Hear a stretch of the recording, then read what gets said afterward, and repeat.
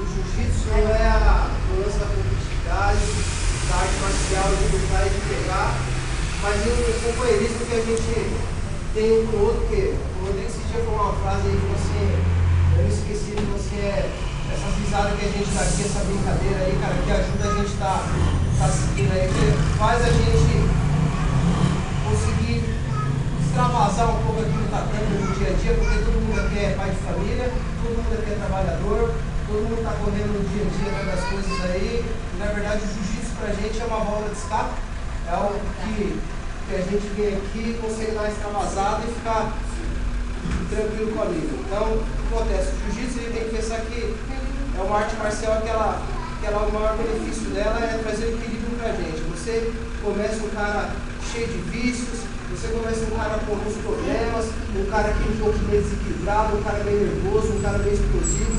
Você começa a fazer o seu jiu-jitsu, você vê que você... Quem quiser ficar sentado normal pode ficar, né? Para não machucar, tá?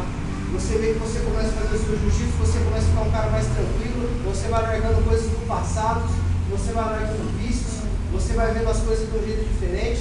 Por quê? Porque o jiu-jitsu ele tem o dom de fazer o quê? Ele faz você se conhecer a si mesmo.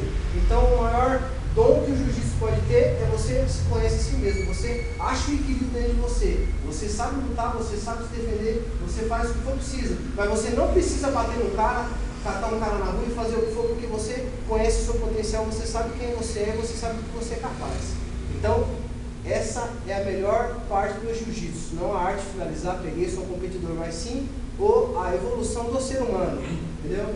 Então, o Carlos Gracie foi o fundador do jiu-jitsu, que aprendeu diretamente na fonte o japonês. Ele mesmo falava assim, que o maior benefício que o jiu-jitsu trouxe para a vida dele foi ele conhecer a si mesmo. Então, vocês estão conhecendo a si mesmo através do jiu-jitsu.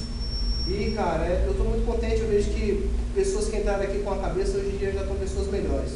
Então, se você vê que você está fazendo jiu-jitsu, você está se tornando uma pessoa melhor, então, devo satisfeito. Você está no caminho correto.